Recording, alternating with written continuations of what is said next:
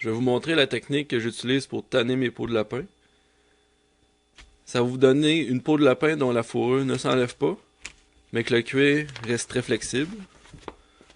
Première chose que vous devez faire, un gabarit en bois de la grandeur de la peau que vous avez à tanner. Ça peut être aussi un simple panneau de contreplaqué. Et tout simplement, vous prenez la peau. Moi, je le fais souvent la même journée que j'ai tué mon lapin. Si vous n'avez pas le temps de faire ces étapes-là, tout de suite après, vous laissez les peaux dans une solution saline, puis ça va arrêter la fermentation de la peau, puis ça va donner un petit peu de temps pour le faire plus tard. Alors, quand vous êtes prêt, vous étendez la peau sur votre gabarit, vous clouez la peau pour qu'elle devienne tendue comme une peau de tambour. Exactement pareil. Ensuite de ça, vous la mettez au congélateur 24 heures. Alors, après 24 heures au congélateur, ça ressemble à ceci. Comme vous pouvez voir, elle est vraiment bien tendue sur mon gabarit en bois, à l'aide de clous d'1 pouce de finition. Et ensuite, vous venez arracher la couche de gras. Comme vous voyez, le fait que ça est gelé, ça s'enlève extrêmement bien. On enlève cette couche de gras-là parce que c'est celle-là qui va venir à faire pourrir notre peau. Vous pouvez soit y aller avec vos doigts, mais vous pouvez également utiliser un grattoir à peinture en plastique. Il faut juste que l'instrument ne vienne pas à scraper le cuir. Parce que, comme vous voyez, nous autres, on va aller chercher cette peau-là. Fait que le son est très différent. Ici, c'est gélatineux, puis ici, c'est dur. Alors, vous enlevez tout ça.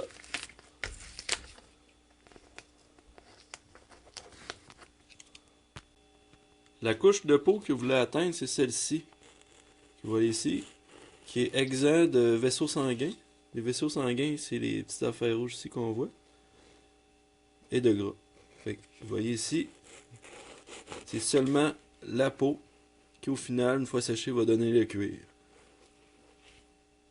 Alors, on semble de patience et on continue.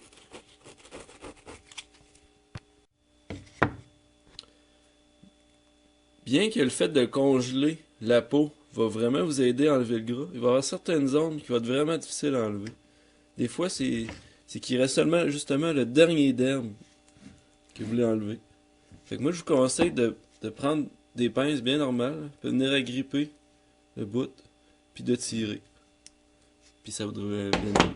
Fait que ici, on voit vraiment bien la différence entre ce que vous voulez, une peau, sans vaisseau sanguin.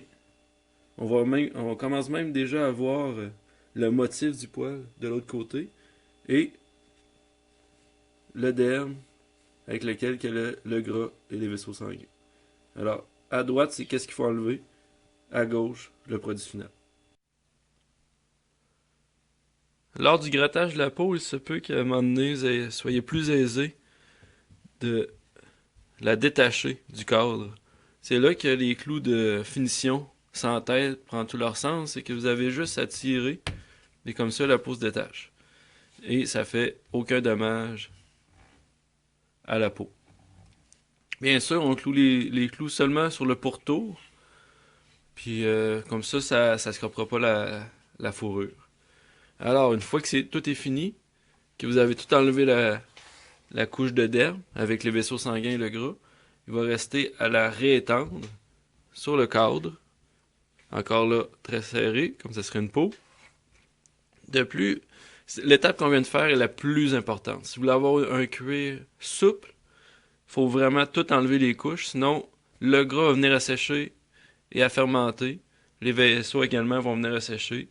Fait qu'on ne sera pas capable d'avoir une peau souple. Alors là, justement, on réétend, bien serré.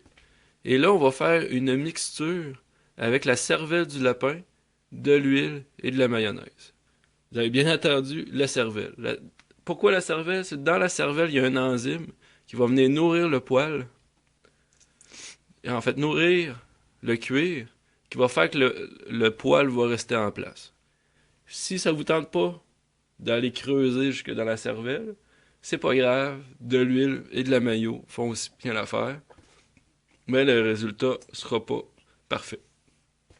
Alors on fait une mixture, on l'étend à la grandeur et on laisse agir 24 à 48 heures. Pendant ces 24 à 48 heures-là, il serait important que vous ayez un frame de bois. Parce que le frame de bois va laisser le poêle en dessous sécher. Fait que d'un bord, au-dessus, on a la mixture, et en dessous, on a le poêle qui veut sécher. Et s'il est directement sur un contreplaqué, il peut venir à fermenter. Alors, ici, le cadre est la meilleure solution. Comme dans le lapin, il n'y a pas beaucoup de cervelle, j'ai bien commencé à étendre la cervelle seule à la grandeur de la peau de lapin et ensuite faire une mixture 50% huile, 50% maillot. Moi, je prends l'huile d'olive. D'après moi, toutes les autres huiles doivent faire l'affaire. Et vous étendez à la grandeur. Comme vous voyez, c'est juste pour dire qu'il y en a uniformément partout et qu'il n'y ait pas de zone libre à l'air. Alors, cette couche de gras va nourrir le cuir et il va sécher doucement. 24 heures s'est déroulé depuis le dernier moment où j'ai posé la mixture sur la peau. Il n'y a aucune odeur de fermentation qui s'en dégage. Alors, tout est parfait. L'air n'est pas en contact direct avec la peau. Je vais tout simplement rajouter de l'huile sur la peau pour m'assurer que dans les 24 prochaines heures, l'air n'est toujours pas en contact avec la peau. Ça fait maintenant au total 48 heures que j'ai posé la mixture sur la peau. Avant de la nettoyer, on va regarder la texture de la peau, voir si elle est uniforme. Et vous pouvez le voir à l'œil, les zones blanches, ils n'ont pas la même texture que les zones d'autres couleurs. En fait, les zones avec d'autres couleurs, c'est ce qu'on veut. C'est une texture qui se rapproche du cuir, tandis que les zones blanches, c'est des zones qui touchent un peu comme gélatineuses. Fait que notre peau est pas encore prête. Je vais laisser encore 24 heures avec la mixture. Je n'ai pas rajouté d'huile. Je l'ai juste réétendu pour m'assurer qu'il y en avait uniformément partout. Alors, puis dans 24 heures, elle devrait être correcte. Alors, dans 24 heures, on va pouvoir la nettoyer. Il aura fallu 4 jours à la mixture pour bien pénétrer la peau et la changer en cuir. À ce moment-ci, vous pouvez bien voir que la couleur est uniforme. La texture également est uniforme. Ça touche comme du cuir. Il n'y a plus aucune zone gélatineuse. Alors, on est rendu à la prochaine étape qui est de nettoyer la peau. Tout simplement de l'eau avec un savon. Faut pas que ce soit un savon abrasif parce que ça va venir affecter notre peau. Mais également pas un savon acide. Alors, il faut un savon doux. Et ensuite, on va la faire sécher. Après l'avoir nettoyée, il vous reste seulement à la faire sécher. C'est important de ne pas la faire sécher au soleil. Le soleil va assécher le cuir. Également, vous devez placer les poils de la fourrure dans le sens du poil pour qu'ils puissent sécher dans le bon sens. Sinon, ils vont sécher tout ébouriffé, un peu comme en haut. Ici, vous voyez, il a séché quand il n'était pas placé. Quand vous l'accrochez, vous mettez le poil vers le bas pour que l'eau s'égoutte naturellement tout le long du poil. Et également, vous devez la faire sécher de façon à ce que toutes les faces de la peau puissent être à l'air libre. Sinon, si vous la mettez sur un comptoir, vous l'accrochez sur un tuyau, la partie qui va être à côté sur une surface va venir à pourrir. Ensuite de ça, il vous reste qu'à battre la peau. Si vous avez pris de la cervelle, comme j'ai fait, la peau va rester très malléable. Vous voyez, j'aurais même pas besoin de la battre, en fait. Puis si vous n'avez pas pris de la cervelle, vous devez la battre.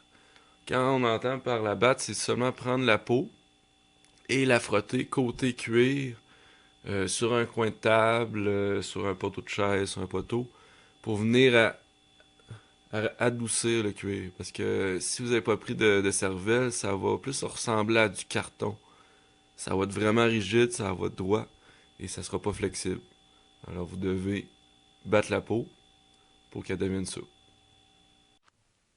Je voulais vous montrer la différence entre une peau avec laquelle on a utilisé de la cervelle, une peau qu'on n'a pas utilisé de cervelle. À la droite, on a la peau que j'ai confectionnée durant la vidéo. Comme vous pouvez voir, ça donne un fini lustré et quand même flexible et qui donne une certaine résistance. Tandis qu'on a ici la première peau que j'ai faite dans ma vie, que j'ai pas utilisé de cervelle. Vous pouvez voir, il y a plein de petites lignes blanches ici comme ça. Ça, en fait, c'est lorsque je l'ai battu, la peau elle vient à casser pour donner une flexibilité. Alors, au visuel, elle est vraiment moins belle. Mais ça fait tout aussi bien l'affaire. Mais c'est beaucoup mieux au final avec la cervelle.